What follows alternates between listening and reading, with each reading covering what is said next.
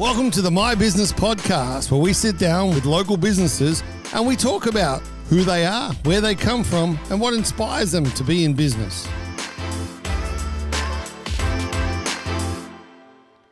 Hello and welcome to the MyBusiness Podcast. My name is Adam Bell. I'm your host, and today our guest, he's owned a radio station. He's eaten pancakes with Clint Eastwood, founded a global telecommunications company. He's traded millions of foreign currency contracts, bought coal mines in Indonesia, and is now on a crusade to help people become more self-aware.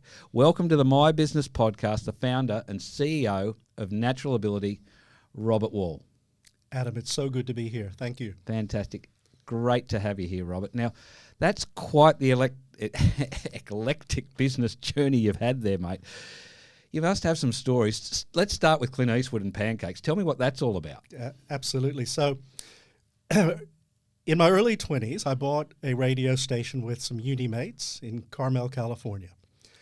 At the time that we were taking over the station, Clint Eastwood was running for mayor of Carmel. So he was in and out of the radio station quite a bit, recording promos, ads, etc. And we had a fundraiser, a pancake breakfast, and I sat beside Clint Eastwood to eat pancakes. How cool. But there's more to the story. So my parents were coming out to visit me from Mississippi, and they said, we've got to have dinner at Clint Eastwood's restaurant in Carmel. We want to meet Clint Eastwood. It's like, okay, made the booking.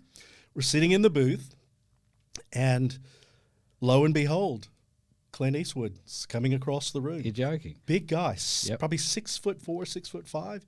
And my parents are like, there's Clint. Well, he comes straight up to us, and he goes, Robert, so good to have you here. This must be your family. And we did introductions. And I'm like, my goodness. Okay, man, I'm early 20s. I've made it with my parents. Absolutely. I'm the golden child forever. And how cool that he remembered you and did that. Yeah, absolutely. It was very, very cool. So a nice guy then. Super nice guy, yeah. Awesome. And did he end up becoming mayor? Yes, yeah. He was the mayor. Oh, good one. It's history. Excellent. So look, you've done so many different things. How did you get involved in so many different and I guess varied things? Most people get educational that, they gain a skill and follow sort of a linear or logical path. That doesn't sound like the road you've taken. Well, you've heard of the road less traveled.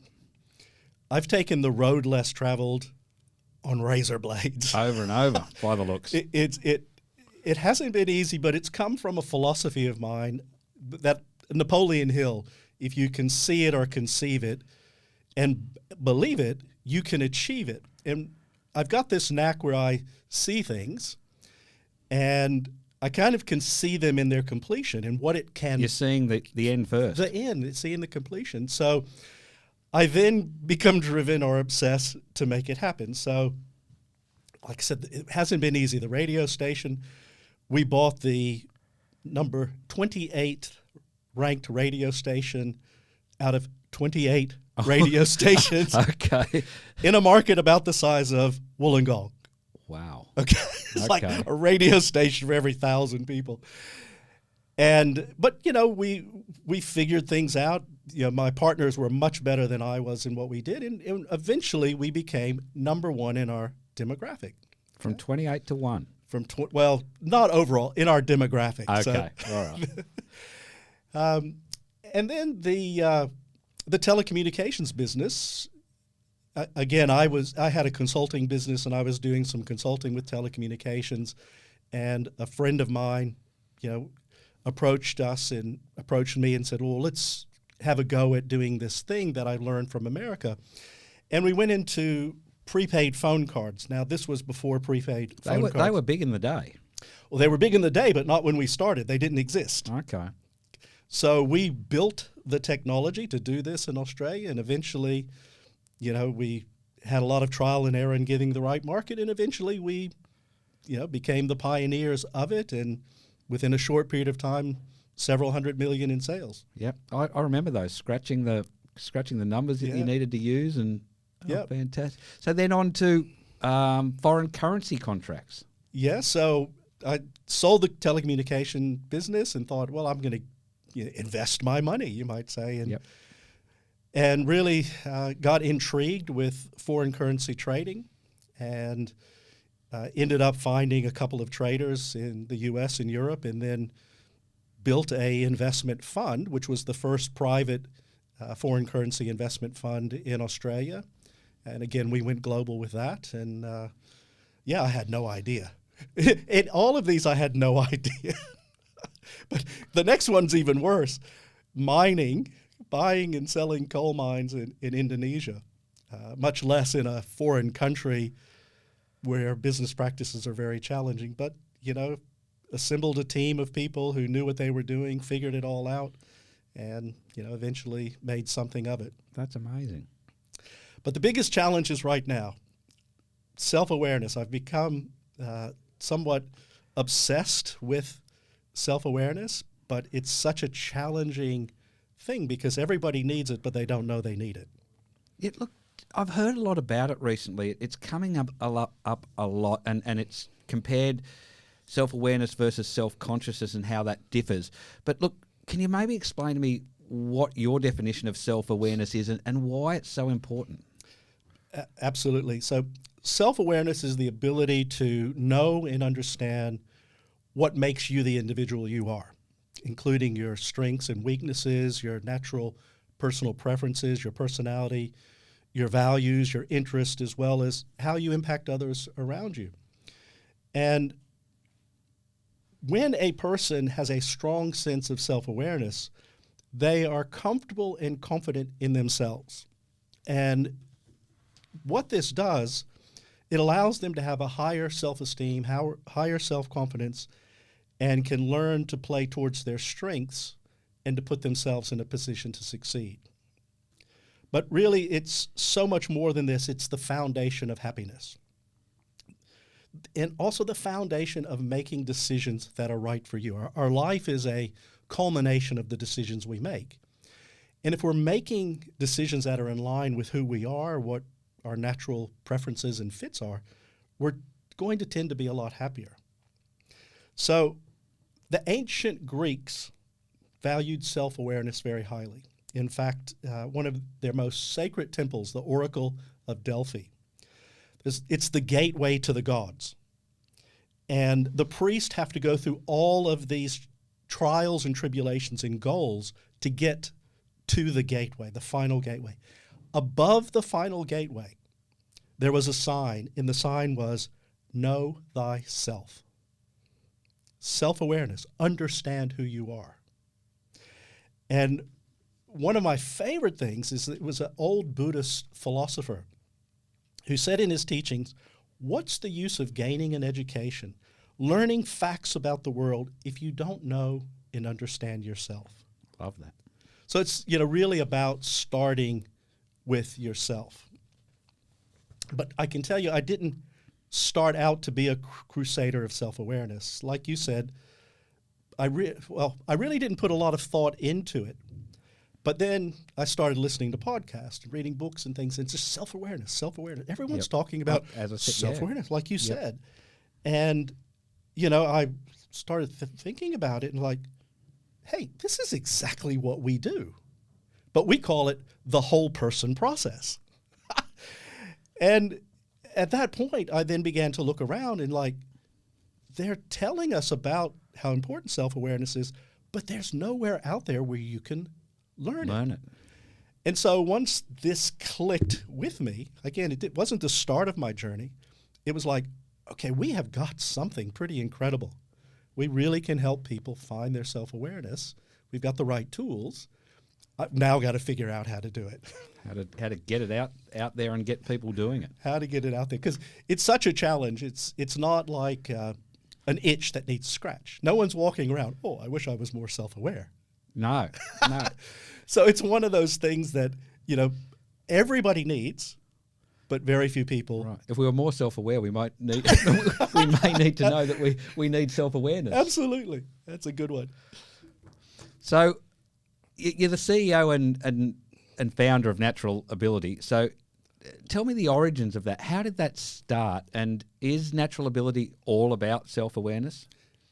Well, the origin story My wife was studying psychology at Bond University, and she had a project. It was due a change project in an institution or government thing.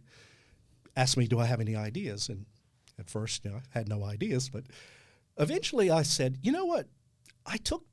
My parents sent me to this center when I was a teenager, and I took this test. And it was pretty incredible. They prodded and, all these things to learn these things about myself. I said, I'm going to look into that. So and that was like 40 years prior. So I began to do some research to think about helping her with this project, and found the company that I went to and learned a little bit more. And I said, hey, this is really interesting. Let's get our son tested. And he was at a good school, really good school, good kid, not engaged with school, not connecting. And fortunately, he took the test, and he came back and he said, you know what? For the first time in my life, it sounds like somebody knows me and understands me, because that's exactly what I'm thinking. The test came out that he was musical, creative, and a designer. Which aren't things that resonate with Traditional school. And curriculums, exactly. No. And so his gifts and strengths weren't necessarily being rewarded. So that wasn't the whole thing. He was going to do a subject for a semester program at Bond, where a student gets to take any class they want. And he took multimedia design. Okay, now this is, again, a very average high school student, could have left school at year 10, 11 and been very happy. He goes to Bond. He's studying in the class with university-level students, and he gets a high distinction. Wow. And he said, I didn't even try. I'm like, wow, there is something here. There's something in this. This is real. So after a while, and I wasn't at all interested in doing this as a business, but my wife had a counseling business, so I said, let's go to the U.S., let's meet these people. This is incredible. That's that throw myself into something. Throw it into it. So we got my wife set up to administer this. And then it was after I had sold the Indonesian mine business. Mm-hmm. And I was really disenchanted with, commodities, money, business, everything that I was doing there wasn't really any heart to it. And I just thought, this is meaningful. I want to do something that's meaningful. So I said, honey, I'm going to get involved, much to her chagrin. But ultimately, we then set the company up and then started approaching schools and companies. And so it's sounding like this can change lives. How does a person become self-aware? What tools do you use? Explain it to me. Yep. So as I mentioned, the company that I took this test with back in the 70s, there was a founder named Johnson O'Connor, and he was a human engineer. And he was hired by General Electric, which was the biggest company in the world at the time. And they said, look, can you evaluate our work roles, managers, quality control, etc., and then develop exercises where we can test staff and see who has the best aptitudes and abilities to do that role. So he went about, I think he started with about 9 exercises. They moved people around, put them into those positions, and wow. And this is in the 1920s.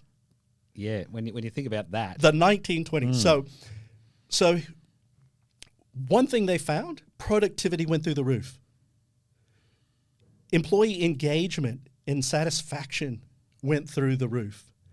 So they then brought him back in. They tested over 30,000 people, staff, employees, in the same results. So he then set up a nonprofit center, the Johnson O'Connor Research Center, and dedicated his life to just looking at the relationship between natural abilities and work roles. So we were able to work with a U.S. company to get an online version of that test from the research center, got it normed to industry standards, meaning that it's in line with the same thing they're doing in the research center. And that's the foundation of what we do. We have this instrument which tests 19 different areas objectively. And this is the key word, Adam. Okay. Objective. So we put the test taker under time pressure to complete a task. And each task is designed to measure a particular part of the brain that relates to some element of work function, science, problem solving. So you can either do it or you can't. Right. There's no in between. There's no in between. It's like, are you good at maths? Well, I think I'm good at maths. Take a maths test. Oh, I succeeded or I failed. It's like that. And what's so frustrating is 99% of the instruments in this space are subjective. And subjective meaning, how do you feel about something? What do you think about something? What's your preference? And that tends to be, can be biased, can depend on how you feel on the day. Well, it sounds, from my perspective, that's grey. Yours is black and white. Absolutely. Perfect way to say it. And so to us, getting the right data, accurate data is critical. Then we can interpret that and then relate it to careers, leadership, relationships, all kinds of things. And then, so we've then expanded on that and developed instruments that address that whole person. Abilities, strengths, weaknesses, personality, values, interest, goals. We can measure all of those things and give a person a roadmap of what you might call self-awareness. Look, it sounds amazing. I can see why it's so important. What products and services does Natural Abilities have, your company? How do you apply these to your markets? I mean, how do you help people? How do you help businesses with this test? Yeah. So, Adam, we have pretty much three different areas. One is in career development, and that's for individuals as well as within the education sector. So it could be an adult in career transition or a year 10, 11, or 12 student or university student trying to determine the right pathway to take.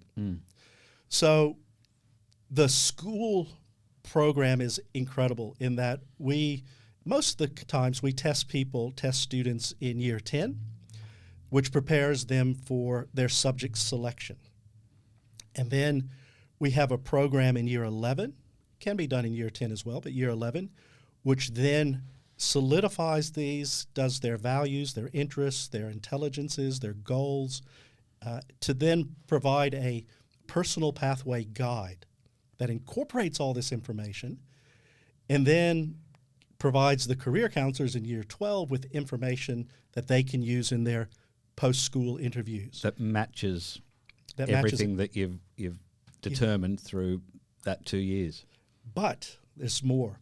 So once we analyze all the information, we have the data and we have reports that explains the person's abilities.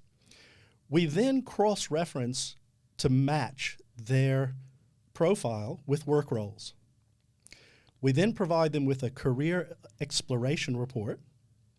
Okay, so we curate the work roles and then provide them links for them to explore jobs and careers related to those work roles.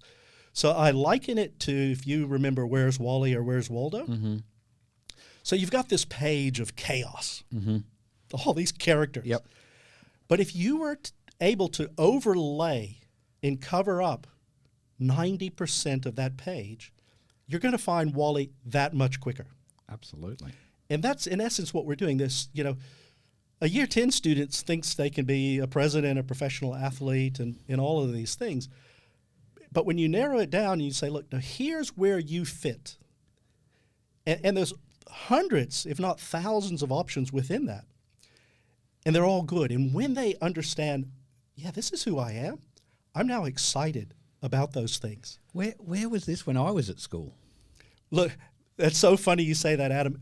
whenever we work with students, every single parent, almost every single one said, I wish I had this when I was in school. So yeah, it's a really exciting product. Very difficult to penetrate into the school market because it takes time. It does. It takes. And there's red tape to get through. But more than that, everyone today is looking for a quick fix. And I mean, we're talking maybe a maximum for everything would be less than a day's worth of effort.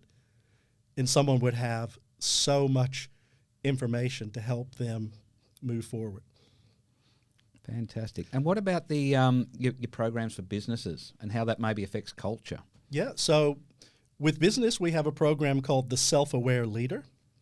And it's interesting that there was a recent survey of leaders, and 95% stated that self-awareness was very, very important. But in the same survey, less than 25% said they were self-aware or understood the elements of what self-awareness was. But the self-aware leader, it's very similar. They take the test. We then provide leadership reports for them. We run workshops.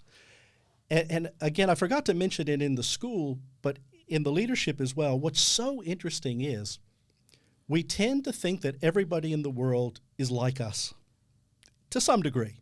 So if we're really good at understanding mechanical things, we just assume everybody else is, okay? Or if we don't understand things, so what happens is within businesses and leadership teams, once the leaders understand, wow, Adam's got something that I don't have. And if I can do what I do and then pass it on to Adam, this will be really, really take us forward. But also in understanding conflicts within relationships and businesses. Because on each end of the continuum of these abilities, it's like oil and water. And it's all about relationships. Sure. Businesses, management, serving customers, it's all about relationships. And if there's something that you don't understand that's getting in the way of communicating, then it can be very difficult. So we provide the testing of leadership teams, and we run workshops that helps them understand how to work together, where to identify the holes, pitfalls, but ultimately the aim is to make them more productive and helping them to understand each other's strengths and weaknesses and to work together. Fantastic. And then the last one, and I'm really excited about this last one, it's called the Dynamic Team Culture, okay? And the team stands for trust and transparency, engagement in equity, autonomy in agency, mastery in meaning. Okay, so we have an instrument where we will survey an entire organization, 40, 100, 1,000 staff members for free. And we can then take the temperature of the culture. So you can measure it. We can measure these critical things. And 80% of problems within organizations usually stem from the intangibles: culture, people, policies. Okay. Well, was it Peter Drucker who said that culture eats strategy for breakfast? And he's 100% spot on, because if you get these festering cancers in an organization, you're just losing so much in productivity. This is the most staggering statistic. 79%, this is a global survey, of employees claim to be disengaged in their work. Now you think about that. Almost 8 out of 10 employees are just going through the motions for the paycheck. It's an incredible number, isn't it? It is. So what are you losing? You're losing productivity. You're losing creativity. You're losing, empowerment, all these various things. But I've been a business leader. You don't think about the people down the levels in staff. you're just focused on the big picture, and you hope that your managers are going to The deal numbers, with these things. the strategy. But you don't, and you have no idea how those people at each level are feeling. So again, we have this dynamic team culture project. We survey, we can identify the 8 core areas in 24 sub areas as to how a person's company's culture temperature is. And then we provide, it's actually a thermostat of their scores. And then here's our guarantee. If 3 of the 8 areas are 60% or below, 60% I guess you would say a failing grade, then you will engage our dynamic team culture program. And then we come in and we work with the people and culture managers, the business owners, the managers. In whatever element, we've got special programs that help them to further enhance and turn those things around. Lift the temperature. And then we come in and we take the temperature again. And if we have not achieved an increase, you get all your money back. Fantastic. So a double guarantee, you might say. Double guarantee. But yeah, I'm really excited about that because this disengagement is endemic, and it's really interesting. As you study more about these 8 factors, you realize how different the workplace has changed from what managers in their late 40s, 50s, and 60s are accustomed to. Yeah. And culture as a whole is more about me versus the organization. And so if you don't address that, you're not going to get the fullness of capability out of your people. Amazing. Robert, we are out of time, but look, it has been amazing, and what you're doing sounds incredible at so many different levels. How can people find out, how can people get in touch with you, whether they be schools, whether they just be parents of students or students themselves, or even businesses who want to transform their business? What's the best way to get in touch with you? Look, the easiest way, Adam, is we have a website, www.naturalability.com.au. The school products are there, the corporate and teams products are there, and links to all of those. Or email me, robert@naturalability.com.au. Give us that once again. robert@naturalability.com.au. Thank you, Robert. Look, it's been absolutely wonderful having you here. Very enlightening with what you do. So important. Get in touch if you're out there listening and something here has sparked an interest in wanting to unlock your self-awareness. But look, thank you for being a guest on the My Business Podcast. Adam, I really appreciate it. It's been a lot of fun. Thanks for listening to the My Business Podcast. If you want to be on our podcast, please reach out to the team on all our socials at mybusiness.pod.